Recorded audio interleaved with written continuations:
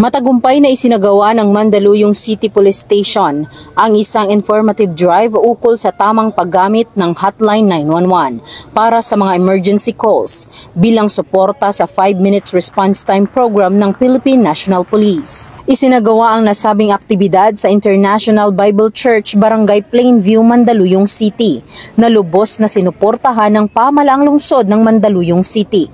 Katuwang ang mga barangay kagawad, Salam Advocacy Support Group, Force Multipliers, Barangay Tanod, Barangay Peacekeeping Actions Team at iba pang mga civilian volunteers. Nagpapasalamat ako sa kapulisan na lalong-lalo na sa bagong Chief PNP na kanyang ipinatupad yung 911. Napakabilis, lalo na sa bagong PP natin ng Mandaluyong.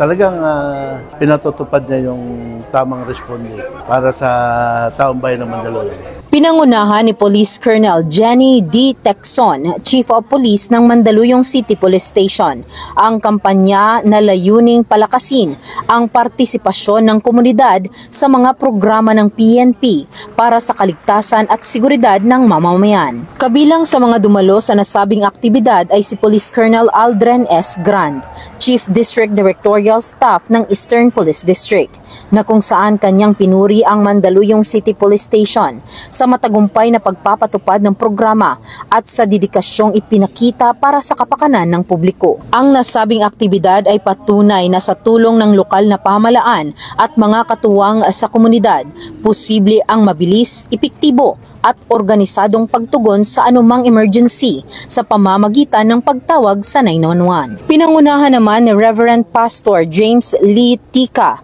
Head Pastor IBC, ang ceremonial signing bilang simbolo ng kanyang buong suporta sa nasabing kampanya. Kasama si Honorable Darwin A. Fernandez, ABC President. Tinapos ang programa sa pamamagitan ng isang pledge of commitment na sumasagisag sa matibay na ugnayan ng pulisya at komunidad tungo sa isang ligtas, mapayapa at maunlad na bagong Pilipinas. Hangad ng Eastern Police District ang kaligtasan ng bawat mamamayan. Ako po ang inyong Police News Network Correspondent, Patrolwoman Jenny Midolor, alagad ng batas, tagataguyod ng Balitang Pulis.